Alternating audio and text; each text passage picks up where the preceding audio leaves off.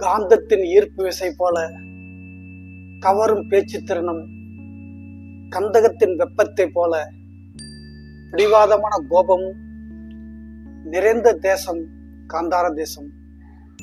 சுபாலன் புத்திரன் சகுனி ஆவார். இன்னைக்கு ஏன் இதை பத்தி சொல்றேன்னா, இன்னைக்கு நம்ம பேச போறது பீகார் எலெக்ஷனை பத்தி. பீகார் எலெக்ஷன் 25ல ஒரு பெரிய மாற்றம் வாய்ப்பு இருக்கா, இல்ல பீகார் முதல்வர் கேண்டிடேட் தேஜஸ்வி யாதவ் அவர் தேர்தல் மேனிஃபெஸ்டோவில் அறிவித்தது ஒரு 3 பாயிண்ட். அந்த 3 பாயிண்ட் என்னன்னா, கவர்மெண்ட் ஜாப், அதாவது ஒரு வீட்டுக்கு ஒரு கவர்மெண்ட் ஜாப். அந்த வீட்டில் ஏற்கனவே வேற ஏதாவது கவர்மெண்ட் ஜாப் இருந்தால் அந்த வீட்டு கிடையாது, புதுசா ஒரு வீட்டில் யாருமே கவர்மெண்ட் ஜாப் இல்லை, அவங்களுக்கு ஒரு கவர்மெண்ட் ஜாப். 1. 2வது old pension scheme. Old pension scheme இப்போ சென்ட்ரல் கவர்மெண்ட் நடத்த முடியாமல் இருக்காங்க, கொடுக்கவும் இல்லை. இப்போ அவர் சொல்கிறார், நான் ஓல்டு பென்ஷன் ஸ்கீமு என் ஸ்டேட்டில் கொடுப்பாங்க. 3வது பெண்களுக்கு நம்ம ஊரில் 1000 கொடுக்குற மாதிரி இங்கே நாங்கள் 2500 கொடுப்போம், வருஷத்துக்கு 30,000 அப்படின்னு சொல்லியிருக்காரு. இது எந்த அளவுக்கு சாத்தியமாகும்னு நீங்களே கமெண்ட் பாக்ஸ் சொல்லுங்க, நடக்குமா இல்லையான்னு. அப்படி நடந்தா இது ஒரு மிகச்சிறந்த எடுத்துக்காட்டா இருக்கும், உதாரணமா இருக்கு. எப்பவுமே இப்ப இந்த 1000 ரூபாய் கூட நம்ம தமிழ்நாட்டை பார்த்து கத்துக்கிட்டதுதான். அந்த மேனிஃபெஸ்டோ வச்சுதான், நம்ம தமிழ்நாட்டில் இருந்த பார்த்து கத்துக்கிட்ட மேனிஃபெஸ்டோ வச்சுதான் இப்ப 2500 ரூபாய் கொடுக்குறேன், வருஷத்துக்கு 30,000 சொல்லியிருக்காங்க.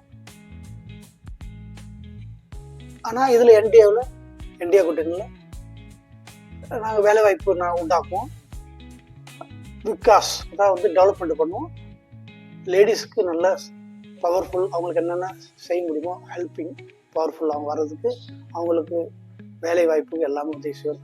அவங்க மேனிஃபெஸ்டோலே தான் சொல்றாங்க. அவங்க ரயில்வே லைன்ல அப்டேட் பண்ணுவோம், டெக்னாலஜி மாற்றுவோம், இதுதான். ஆனால் மகா கடுவந்தன் ராகுல் காந்தி, தேஜஸ்வி யாதவ் இவங்க சொல்றது இந்த 3 பாயிண்ட் மெயினா. இந்த 3 பாயிண்ட்ல நடக்க வாய்ப்பு இருக்கா? இந்த தடவை பீகார்ல எலெக்ஷன் ஃபுல் பம்பர் எலெக்ஷன்,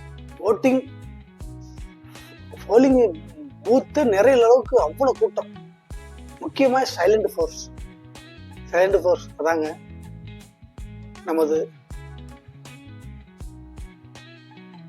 பெண்மணிகள், அடல்டேஜ் ஆன 18 வயசுக்கு மேற்பட்ட பெண்கள், வயதான வரை ஓட்டு போட்டது இந்த வருஷம் அதிகம் பீகார்ல. ஆண்கள் 54%, பெண்கள் 59% போட்டாங்க. ஆனா எப்பவுமே வெற்றி சைலண்ட் ஃபோர்ஸ். பெண்கள் யாருக்கு ஓட்டு போடுறாங்களோ அவங்க தான் ஜெயிக்க முடியும்.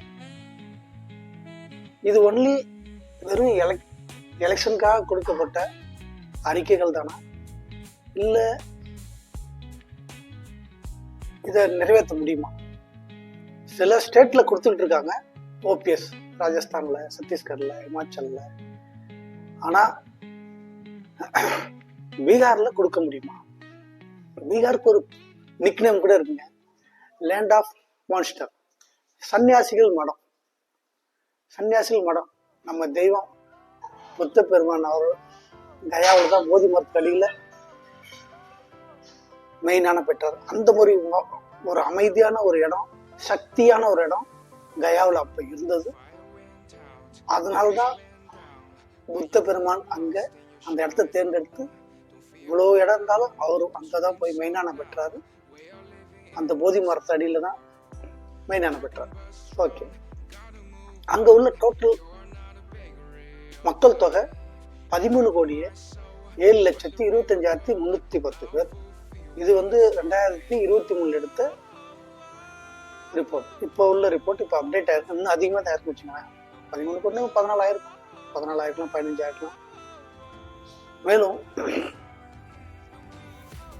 அங்க வந்து கிராமப்புறம் தான் அதிகம். 89% கிராமம் தான், மீதி 11% தான் சிட்டி. அங்க உள்ள வீடுகள் எத்தனை இருக்கு, மொத்தம் எத்தனை இருக்கு, அதுல டாட்டா இல்லை, எங்கேயுமே கிடைக்கல. வைஃபை இது விக்கிபீடியா எதுலையுமே கிடைக்கல. டாட்டா இல்லாதனால என்னால கரெக்டா வீடு சொல்ல முடியல. ஒவ்வொரு வீட்டுக்கும் சொல்றதுனால தான் வீட்டை தேடி பார்த்தேன். அதே மாதிரி அங்க உள்ள திருமண வாழ்க்கைக்குள்ள செக்ஸ் ரேஷியோ என்னன்னா 1000 ஆண்களுக்கு 918 பெண்கள், அவ்வளவுதான். பெண்கள் கம்மி, ஆண்கள் அதிகம். ஆனா நம்ம கேரளால உல்டாவா இருக்கும், பெண்கள் அதிகம், ஆண்கள் கம்மி. அவங்க பெண்கள் வந்து எப்படியும் எங்கேயாவது மேனேஜ் பண்ணி கல்யாணம் பண்ணிக்கிறாங்க. ஹரியானா கூட கல்யாணம் பண்ணி நல்லபடியாக வாழ்க்கை வாழ்றாங்க. அவங்க சர்வே பண்ணிக்கணும் லைஃப். அங்க வந்து இந்து வந்து 82%, முஸ்லீம் வந்து 17.7, கிறிஸ்டின் வந்து 0.12, சிக்கு 0.02. அங்க லாங்குவேஜ் போஜ்புரி, மைதிலி, மெகாய். அங்க லிட்ரஸி என்னன்னா கல்வி அங்க ரேட் வந்து 70.2. அதுல படித்த ஆண்கள் வந்து 79%, உமன்ஸ் வந்து 60%. எப்பவுமே வந்து கிங் மேக்கர் யாருன்னா பீகாரும் யூபியா தான் இருக்கும் கிங் மேக்கர். அவங்க எப்பவுமே கிங் மேக்கர்.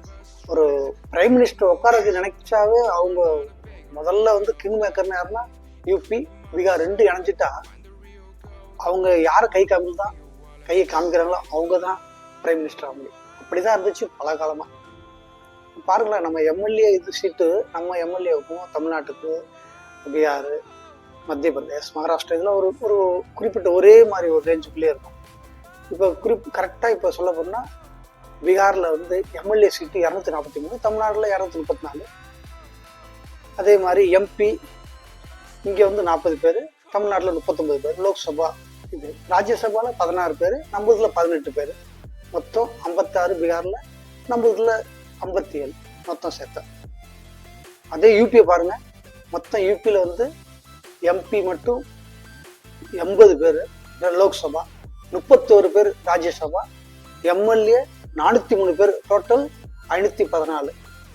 இப்ப 514 299 சேர்ந்தா இதுதாங்க பிளஸ் பாயிண்ட். இங்கதான் ஒரு கிங் மேக்கர் அவங்க ஆயிடுறாங்க. இந்த எலெக்ஷன் ரொம்ப வேல்யூவா இருக்கும். நீங்க என்ன நினைக்கிறீங்க இந்த எலெக்ஷனை பத்தி? ஓபிஎஸ் கொடுக்க முடியுமா? ஓபிஎஸ் தமிழ்நாட்டில் எவ்வளவு போராட்டம் நடந்துருக்கு. வேலையிலே பாருங்க, சென்ட்ரல் கவர்மெண்ட் வேலையில 2014 அப்புறம் வந்தவங்களுக்கு யாருக்கும் பென்ஷன் கிடையாது. வாழ்க்கையில அவங்களுக்கு முக்கியமானது அந்த 2 இது, ஜிபிஎஃப், ஜெனரல் ப்ராவிடென்ட் ஃபண்டு, அது கிடையாது. ஒரே மாதிரி same duty, same pattern duty, belt duty பார்க்குற, அதாவது டிஃபென்ஸுக்கும் சிஏபிஎஃப்க்கும் சொல்றாங்க, பென்ஷன் கிடையாதுங்க 2014 அப்புறம். இப்போ ஆர்மிலையும் அக்னிவீர் அப்படின்னு ஸ்டார்ட் பண்ணி போயிட்டு இருக்கு. ஆனா எல்லாரும் எதிர்பார்த்து எப்படியாவது பென்ஷன் வராதா, வந்துடாதா ஒரு ஆசையா இருக்காங்க. அதெல்லாம் கவர்மெண்ட் தான் பார்த்து அவங்களுக்கு ஏற்பாடு பண்ணி கொடுத்தா. முக்கியமா இந்த சிஎஃப்எஃப்ல இருக்கவங்க பாவம், எவ்வளோ பார்டர்ல, குளூர்ல, பனியில, ஆக்சிஜன் இல்லாத இடத்துல, ரோடு இல்லாத இடத்துல நடந்து போகணும். மழை பெஞ்சிக்கிட்டே இருக்கும், உடம்புல பூச்செல்லாம் கடிக்கும், கொசு, விஷ கொசு, அதெல்லாம் தாங்கி டியூட்டி பார்த்து வீட்டை விட்டு 6 மாசம், 8 மாசம், 5 மாசம், 3 மாசம் பாருங்க. எலெக்ஷன் டியூட்டிலாம் பாருங்க, எல்லாம் சிஏபிஎஃப் தான். தொடர்ந்து என்ன பின்தொடர்ந்து. நன்றி.